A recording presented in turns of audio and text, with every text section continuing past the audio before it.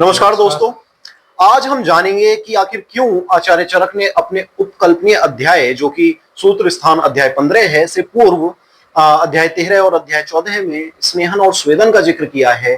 क्यों आचार्य चरक ने उपकल्पनीय अध्याय का जिक्र इनसे पूर्व नहीं किया, इस बारे में आज हम जो है जानेंगे अपने मित्र वैद्य हर्ष मित्तल के द्वारा। और वे हमें समझाने का प्रयास करेंगे कि आचार्य की क्या सोच रही होगी सबके पीछे। तो वैद्य जी बताएं। तो वो जिस प्रकार यदि हम कोई सूखा काष्ठ लेते हैं, अगर हम उसको मोड़ने का प्रयास करते हैं तो मोड़ने की बजाय वो टूट जाता है। उसी प्रकार यदि हम अगर उस काष्ठ का स्नेहन कर दें, स्नेहन करने के बाद उसे अग्नि पर तप्त करें तो आसानी से फ्लेक्सिबल हो जाता है और वो आसानी से मुड़ जाता है। वो एक शस्त्र की भांति कार्य करता है। जिस प्रकार एक शस्त्र को किसी पर प्रहार करने के लिए यूज करते हैं, उस काष्ठ को भी हम एक प्रहार के यूज में हम कर सकते हैं। तो इसमें जो है हमें यह समझ में आया कि भाई जब हम एक सूखे काष्ठ का भी यदि स्नेहन स्वेदन कर देते हैं तो उसके अंदर इतनी ऊर्जा, इतनी जान आ जाती है कि वह एक शस्त्र की भांति प्रयोग करने में जो है समर्थ हो जाता है। और उसका प्रयोग करने पर शस्त्र की भांति वह अनेक प्रहार करने पर भी टूटता नहीं है। वहीं यदि हम प्रयास करते सूखे काष्ठ को मोड़ने का तो शायद वो टूट जाता। तो अब हमारे बॉस बताएंगे कि स्नेहन स्वेदन जो है वो उपकल्पनीय अध्याय से पहले उनका विवरण क्यों दिया गया है। तो बॉस बताएं। तो मित्तल, जितना मैं समझता हूं, आचार्य ने स्पष्ट कहा है कि यदि आपको शरीर से बाहर दोषों को निकालना है और आप चाहते हैं कि रोग या दोष पुनः उत्पत्ति ना हो, ठीक है, उनका जो है प्रकोपित होकर रोग को उत्पन्न ना करें, तो आपको चाहिए कि आपके शरीर में उपस्थित दोषों को आप पूर्णतः बाहर निकाल दें। उससे वह जो है रोग उत्पन्न करने में असमर्थ हो जाता है। उसी कड़ी में जो है मुझे लगता है कि आचार्य ने जो है स्नेहन स्वेदन का जो जिक्र है वो उपकल्पनीय अध्याय से पहले किया हुआ है। और इसमें क्या होता है, इसमें भी मुख्यतः जोर इस बात पे दिया गया है कि स्नेहन स्वेदन जो है शाखा से दोष को कोष्ठ में लाने के लिए किया जाता है। और शाखा से दोष को कोष्ठ में लाने की आवश्यकता क्या रही होगी, आपके मन में भी यह प्रश्न उठता होगा। तो इसके पीछे की वजह क्या है मित्तल, इस चीज को यदि हम थोड़ा गहराई में समझें, जो हमारी शाखाएं हैं, शाखाएं मुख्यतः जो है हमारे दो हाथ, दो पैर और इसके अलावा ये ग्रीवा और शर, ठीक है, ये हैं। अब क्या है, सिर्फ जो आपका छाती वाला हिस्सा है, पेट वाला हिस्सा है, सिर्फ इसमें तो जो है दोष नहीं है। दोष तो आपके सर्व शरीर चलायमान है।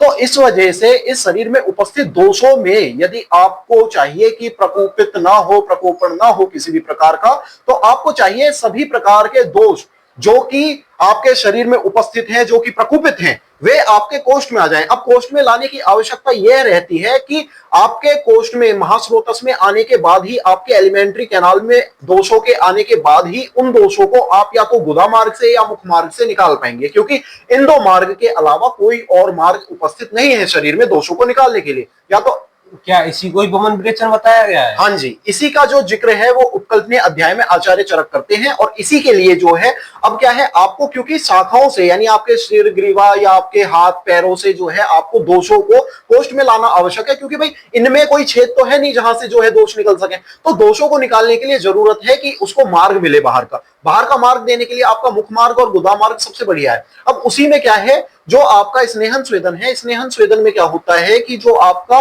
दोष है वे शाखाओं से कोष्ठ में लाए जाते हैं और उसके बाद उनको निकाल दिया जाता है।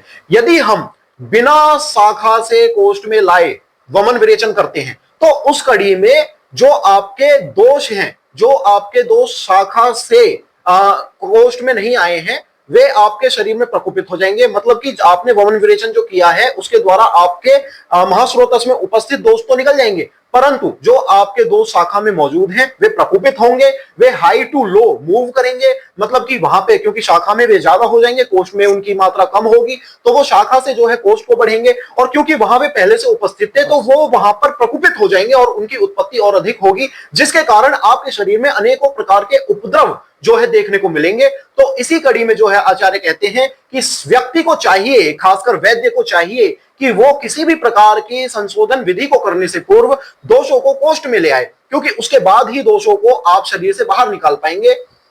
तो वो संशोधन और संशमन चिकित्सा में कौन सी चिकित्सा बेस्ट रहेगी? संशोधन और समन चिकित्सा में जो चिकित्सा सर्वश्रेष्ठ है वो है आपकी शोधन चिकित्सा। शोधन चिकित्सा इसलिए उत्तम बताई गई है क्योंकि शरीर में उपस्थित दोष जो कि बढ़े हुए हैं उनको दवाइयों के माध्यम से जब हम शांत करते हैं तो वो एक समय लेते हैं शांत होने के लिए, परंतु वहीं पे यदि हम संशोधन विधि करते हैं, पंचकर्म आदि का प्रयोग करते हैं, तो उससे क्या है, आपके शरीर में दोषों को उत्क्लेशित करके जितना वे बढ़ सकते हैं उनकी पूरी आखिरी औकात तक उनको बढ़ा के उनको कोष्ठ में लाके और उसके बाद उनको जो है बाहर निकाल दिया जाता है, जिसके कारण जब वहां पे बीज ही नहीं है तो पेड़ अंकुरित होगा कैसे।